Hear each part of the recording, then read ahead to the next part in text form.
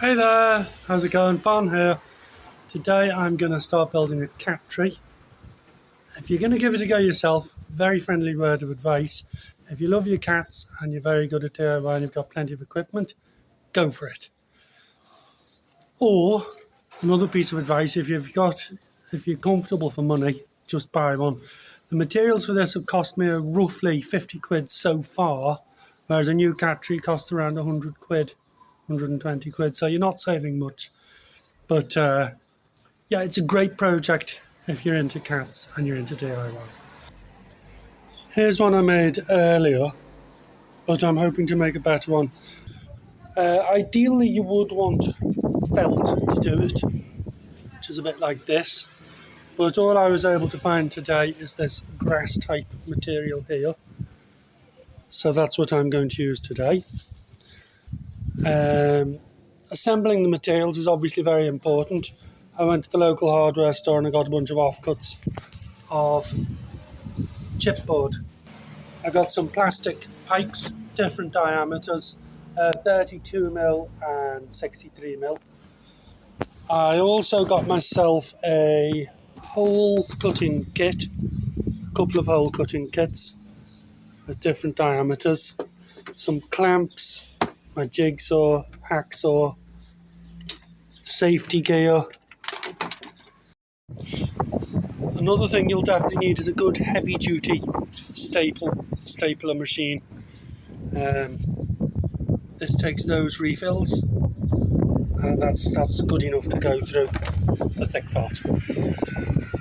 One other thing that you're going to need a lot of is this style of string. You're going to be able to make the cat scratching posts. That's a well used one with many years of use there. So you'll put glue on the plastic tube and then wrap it round. Okay.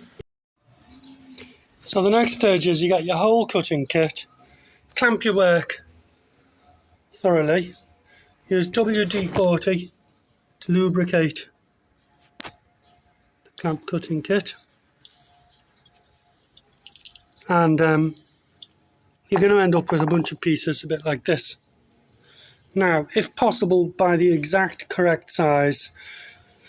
This is just a little bit big, but I would rather a bit big than a bit small. And tomorrow I'm going to make a little jig to mount this on the drill.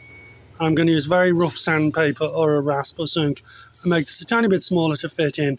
But you're going to want a bunch of discs of wood, the correct size to fit inside your plastic pipes.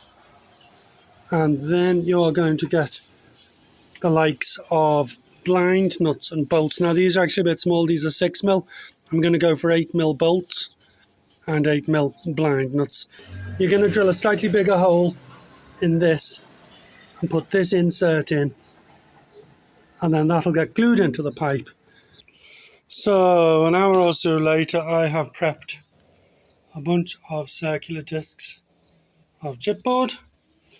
I think I'll be using this 40mm pipe. This fit in quite well, and that's going to be the outer diameter, 63mm. So 63 and 40 are the two sizes. Or the good old-fashioned way, don't forget, lubricate your work as you go, and it can be nice to have a little rubbish bin sat underneath your bench vise as you work.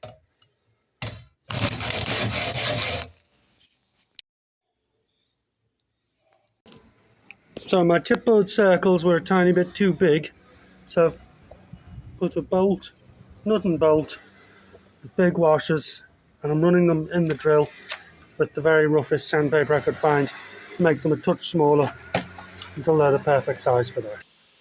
Just a quick little update on the cat tree prepping. So I've got my hardboard discs and I'm putting in blind nuts like these, and these are suitable for a 6mm bolt to go in like that. And then I've got the next size up, which is suitable for an 8mm bolt. And I've had to go right up to a 10 or 11mm drill bit to be able to make the holes for that. And of course, for safety, I'm using my clamp. So the next stage is to get these discs with the blind nuts that have been inserted and glue them in to the ends of the pipes. The other day I roughened with rough sandpaper the inside of that. I've got a thick, strong multi-purpose glue. But I also just want to point out I've got a bunch of angle brackets that I bought here.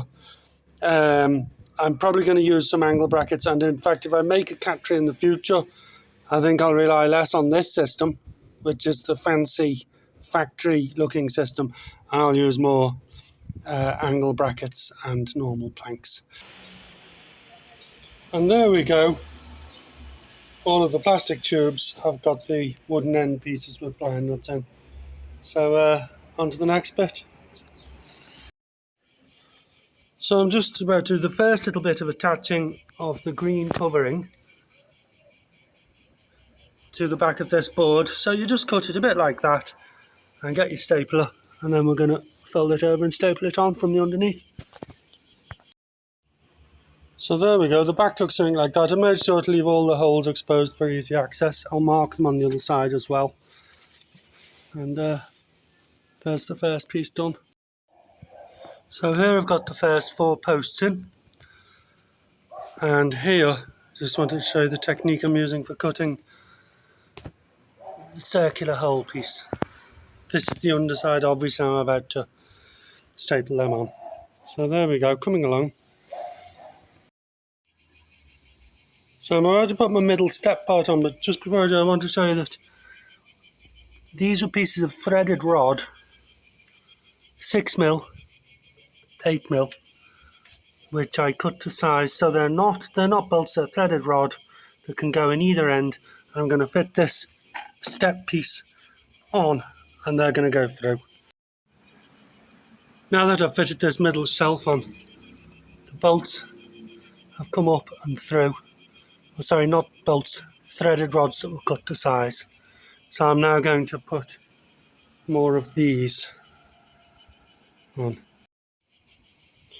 So I'm just going to pause for a moment here, and before I put this post on, I'm going to get my sisal string and wrap it on before it's in situ, because it's going to be much easier to spin this round in my hand when it's not in situ. Use whatever glue you want yourself, and use whatever fancy knots you want yourself. Tie them at the top and the bottom, wrap them tight, and put glue on the post as you're going. So as you can see, I just did a standard knot, which I cut off, and I've just used hot glue. I'm a big believer in speed and ease of use. So I'm just going along gluing little bits, a couple of centimetres or an inch, and then wrapping it on. And then when I've done my inch or so, a couple of centimetres, I pause and put fresh hot glue on. But there you go, so that's the start of the process.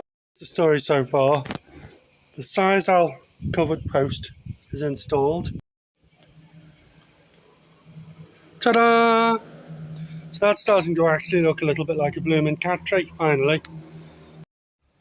Very, very pleased with that. I'm going to build, in the next few days, a box up here for the cats to go into, but that's added a lot of structural strength. I used 4mm bolts and brackets, 4mm nuts and bolts and brackets, so that's added a lot of strength. So here I am in the final phases of the build. Let me just talk you through. These little pieces of wood that I've just cut here are going to be steps, which are going to be placed on this ramp. Tomorrow I'll buy long hinges that'll go like that. That's going to be placed like that at the end and have those little steps, kind of like a little ladder, put on it. So that's what they're all about. And the other thing is I had to peel back the covering, and I'm going to build kind of a little boxed house at the top now with a little archway for the cats to go in.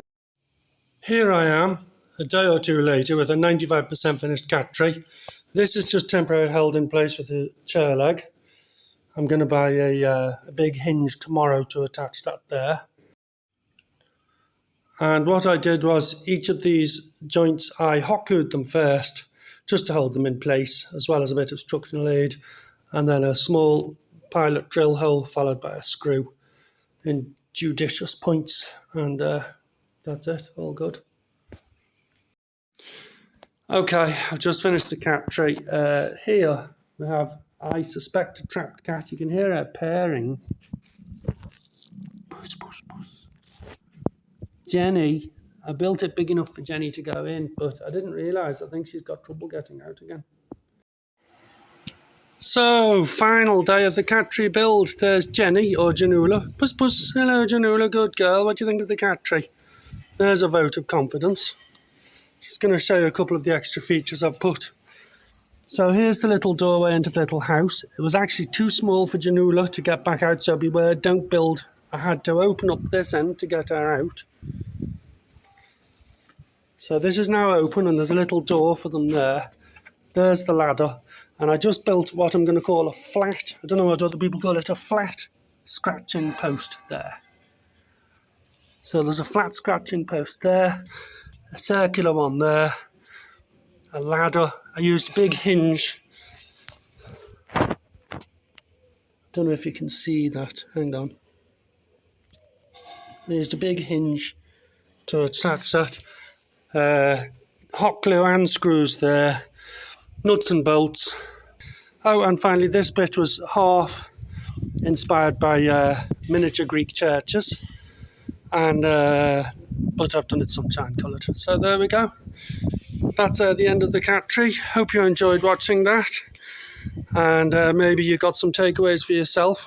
Though if I ever do it again, I think I'll just use 2" by 2" square wood and flat boards without the circular. The circular tubes look great and they're very professional, but really it would be easier to just use angle brackets and 2x2 wood. But there you go, that's the end of the project. Thanks for joining me. Hope you enjoyed that. Till the next time, God bless, goodbye.